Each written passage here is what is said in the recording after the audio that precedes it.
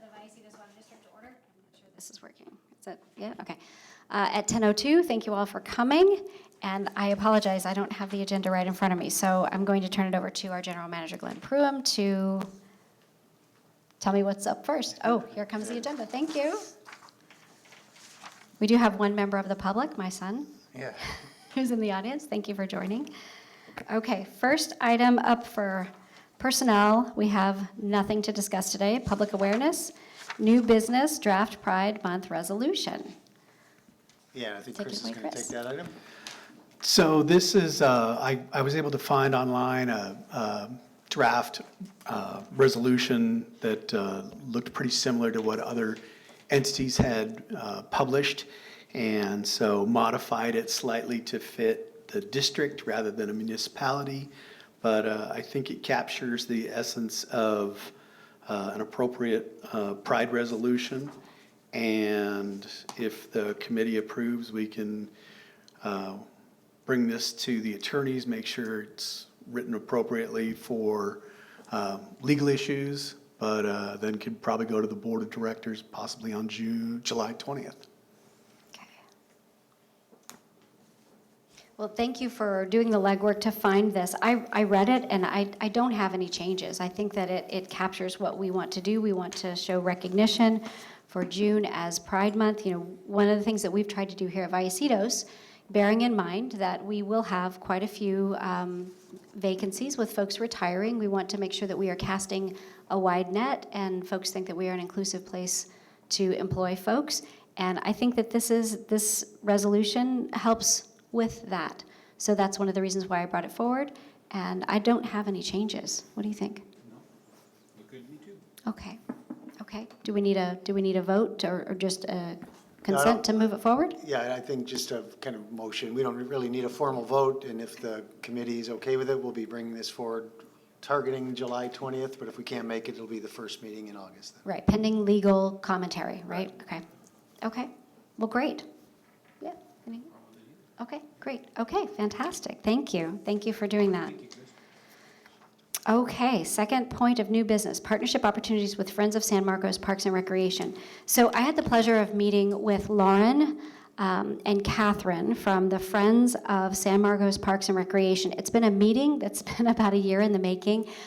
We tried before COVID, and then we tried again, and then we were able to meet last week. I'm just going to pull up my notes from the meeting.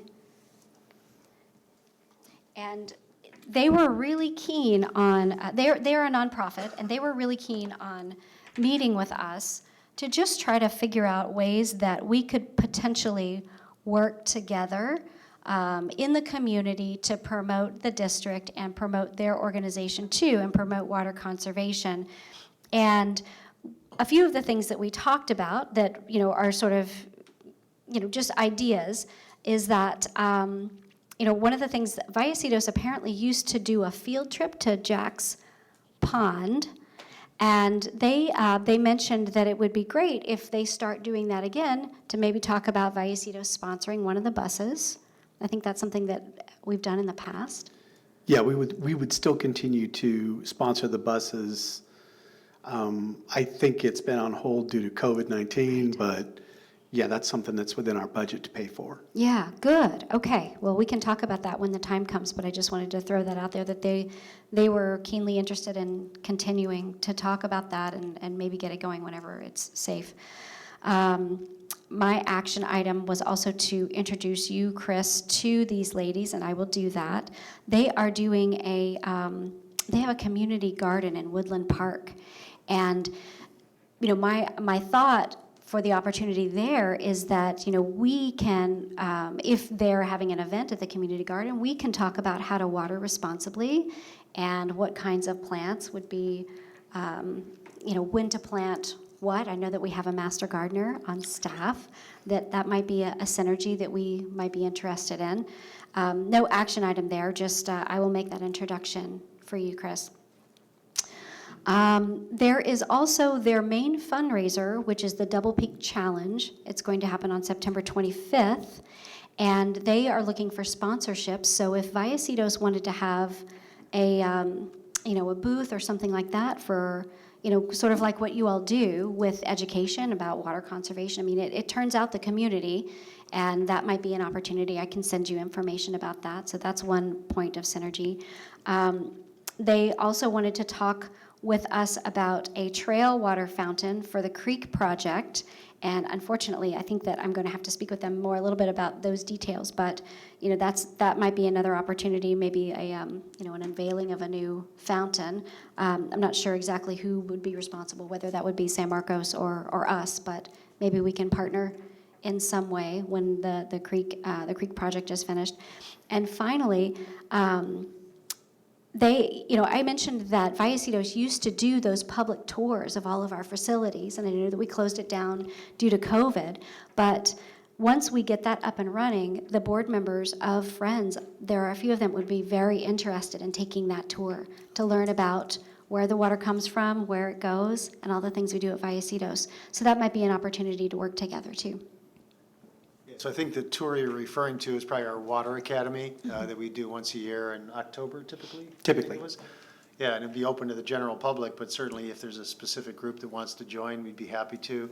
I've had some conversations with Chris in the recent past about restarting those tours because it's been 2 years since we've done it because of COVID. So probably this October, we'd probably be reinstituting those unless there's another flare. Probably, we may want to think about, the bus tour is really a good part of the tour, but it's also the most COVID-related. It's the most dangerous part of the tour. And so we have done tours in the past where we just kind of stayed here at the facility and went around, and there was more of a half-day event. And we probably want to make a decision on, do we want to bring the bus and do the whole day tour or do the half-day tour? Yeah, it sounds like that's a further conversation. But it's good to know that folks are interested. They're interested in coming, when we start it up again. That's all I had. I just wanted to throw some ideas out and let you all know that that's an organization that's out there, that's interested in what we do, and there might be some good synergies. Yeah, if I could just get some clarification, when we use the word partnership, it's probably something you're thinking more informal than, For sure. We're not Yes. entering into any kind of formal Correct. partnership. Thank you. Okay. Yes. Yeah, Yes. good. Informal. Yeah, so I would suggest that Chris meet with the two people that you mentioned, maybe start to generate a list of these ideas, and then we can sift through it and say what needs board approval, what's within our budgetary approval already, and then we can move forward from there. Yeah, absolutely. I think And we're that's a always good looking for action good item. partnerships to put the message out there. Yeah. Thank you. And that's all I had. Any comments or any other questions about? Well, the only comment, I love it. I like the sponsoring and being there, but there's a fine line between sponsoring events, being in partnership with people, getting the message out there, and justifying these to ratepayers. So I know we just can't just go out and sponsor booths and then, have a big party, pay for it, and then have a ratepayers do that. So just, there's that fine line between, yes, being involved in the community, yet justifying some of these partnerships and/or events that we would be paying for, sponsoring in some form or the other, whether they're bus tours, to our ratepayers. Because I know most of them are just like, I'm not involved in all that, I just want the lowest rates I can get. So we just need to be careful in some of that. That's my only concern. Yeah, agreed. Yeah, I think that's a great point. That's kind of what I was referencing. If it's something already in our budget, we could probably go ahead and move forward without any further board approval. But if we feel it's something that's outside the budget, then we'd probably come back to the board and say, hey, is this something you want to engage in and sponsor? Sure. Yep. But no, I do like that synergy, the word that you use. I do like that and being involved in the community and getting the message out. As far as water conservation, I think that as long as we always go under that umbrella as water conservation, smart water use, then yeah. Yeah, it's and I important. think education about where our water comes from and where it goes. I think there's a real opportunity to educate folks about that, and it's fascinating. And I think not a lot of people know that. So yeah. I'm still not to the point where Chris wanted me to take a cold shower, but I think about it often, though. I think about it often too. And it's interesting because, the bucket trick that we've talked about in this committee, I met someone that said, I'm from Southern California and we grew up doing that. We know to put a bucket under the water before it gets hot. So I have had independent corroboration that a lot of people, well, not a lot, but at least one other person that I've met does that. I'm not sure if you caught it, but the two news stations that came out, they interview you and they edit your statements. Oh, And one of them did take my "just get in the shower," and they actually played that. And there was a little victory dance for Chris on that one. I was pretty happy about it. That's awesome. Oh, that's funny. Okay, any other comments or questions before we move to old business? All right, old business, Palomar College intern update.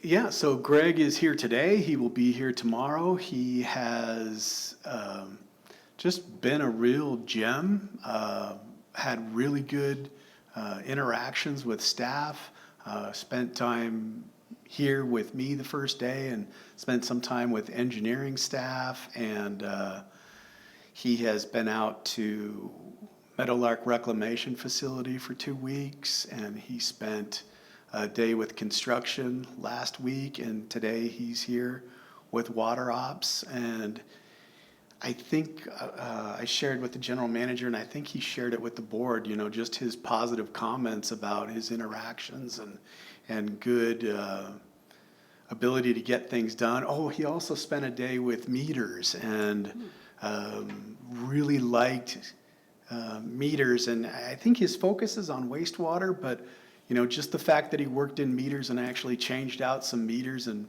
put a wrench on some of the equipment, I think he really enjoyed that and maybe, opened his eyes to other jobs that are available here. So it's just been a really great partnership and with the Palomar College, and he is a gem, and he's also on the short list of candidates for the Water Authority's regional internship program. So we've got our fingers crossed for him there. So Okay. it's just gone really well. Great. Great, yeah. Yeah, that's great to hear. The Water Authority's internship, that would follow this one. Does it follow closely on the heels of it, or is it? I think so. I know they're advertising and interviewing, so he Okay. looked at his phone at one point and said, "Oh, just so you know, I'm set up to get one of these interviews." So Okay. we'll see. Well, good news. Good news. Okay, great. And so I know that we haven't had an intern before, but it seems like, maybe at the end of his internship, he comes before the board and we present him with a certificate or, some kind of recognition. It'd be nice to meet him in person. Yeah, that'd be nice to do, and I think we're learning a little bit on this too, because we don't want this to be a one and done. We'd like this to be an intern program. So we're trying to find the best way to incorporate the intern into our program.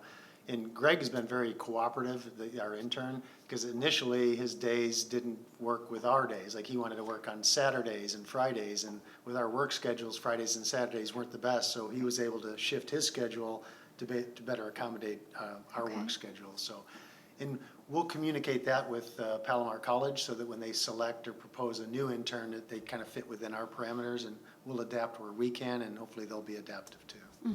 I think it'll be important at the conclusion of this to have kind of a debrief of what worked really well and what, might work a little bit better differently if we did it differently. So, yeah, good. How long is this period, this intern period? So it's through the summer semester. So the summer semester ends, I think, on August 20th. So he's got to have his full amount of hours in.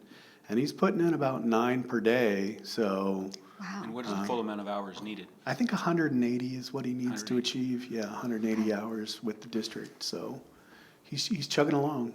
Yeah, so this program will always kind of be geared around Palomar College's schedule. It'll be for they're in quarters, I believe. So their quarter system will kind of drive when they need to be in here, because they have to get the certain number of hours within that quarter. So that'll kind of drive our program. And that probably, we should figure out, I think, as an organization, if we're going to try to bring in an intern like every other quarter or every 3 quarters, or, what our system is. I don't think that we have figured that out yet. No, we certainly haven't, and you Okay. made the point that we need to kind of debrief when this is all done and say what worked, what didn't, is this too much, too little, and we'll find the right rhythm. Coupling that with the Water Authority's internship program, because we're already hosting their interns here, so we only have a limited amount of capacity to support interns. So Right. we'll factor that into the final decision-making. Okay, well, it's good that it's all good news so far. Yeah. That's great. Okay. Any comments or? No, I love it. Okay, great. Okay. Policy, it doesn't look like we have anything under policy. I will say on policy, at the next meeting, we'll be bringing back ordinance 216. So to finally wrap that, that's the business of the board. So we'll try to wrap that one up in August. Here or at the board meeting? It'll be, well, I think it'll come back here, and then it'll get fine-tuned, and then we'll take it to the board, and hopefully resolve everything finally at the board, a meeting or two after that. Okay. Okay. The next meeting date is August the 1st. Wow, August already. Any other comments or questions? That was fast, huh? It was fast. Okay, then we stand adjourned. Thank you all for coming. Appreciate it.